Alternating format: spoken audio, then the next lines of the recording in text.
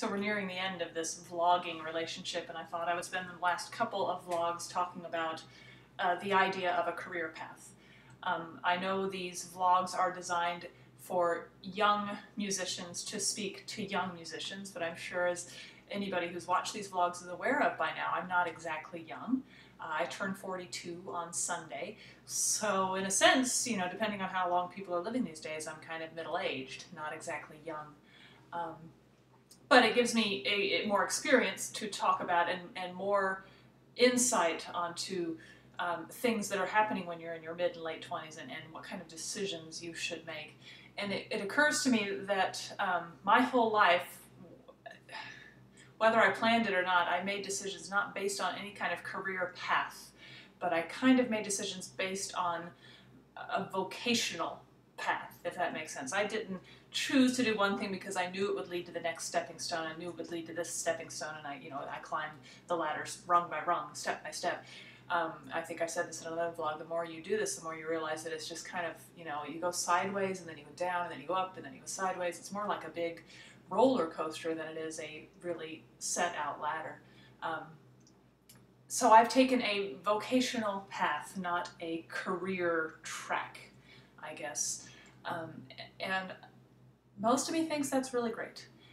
It hits me when I'm looking for jobs in a university, college institution, that I don't quite have the right kind of resume. I haven't done the right kinds of things. I haven't jumped through the right types of flaming hoops in order for a university to look at my resume seriously for a teaching position. I have the right degree, I suppose. I've done some publishing, but it's been willy-nilly in a sense because I've followed what interests me. And I find it remarkable and telling that my variety of experience actually kind of rules me out for some of these higher education jobs because I haven't done the right stuff. So then I think, okay, what about the people who have done the right stuff? What have they not learned because they have just gone step by step? And here's point A, and then I'm going to go to point B, and then I'm going to go to point C, and then by point D I'm going to have achieved this. And what I did was, well, here's point A, but look over here. Over here is point A, point B, point C, and then I'm going to skip over to D first, but then pop back to B because that sounds kind of fun. So instead of making a straight beeline for where I am today, I kind of wandered a bit. And I don't think I would do it differently. I would take a vocational path rather than a career track any day because of what I've learned, because of the variety of experience that has given me. I would never have expected that at age 42 I would be running a theater in a Jewish community center in the Midwest. That would not have even occurred to me even 5 years ago. I'm going to run a cultural arts department in a Jewish community center. I am going to mostly run a theater facility. I'm going to produce plays. Really? You have a doctorate in music. What the hell are you doing that? I don't know. I'm making it up as I go along. So I think there is a case for making it up as you go along. You might not get to where you thought you were going to get when you were 25, but what happened along the way is what counts most. Now that said, if I applied for a teaching position at the University of Kansas, I probably couldn't get it because I don't have the right kind of resume. But in the end, do I want those kinds of jobs? I don't. And I think that's okay. And that's the main point that I haven't even mentioned yet, but the main point of this is that it's okay. Whatever you're going to choose, it's okay. If you're going to take that straight career path and go from point A to point B to point C to point D, and that's what you want to do, that's awesome. Do it. There needs to be people like you out there. But if you're not one of those people, that doesn't make you any less successful than the person who's on the track just driving that bullet train.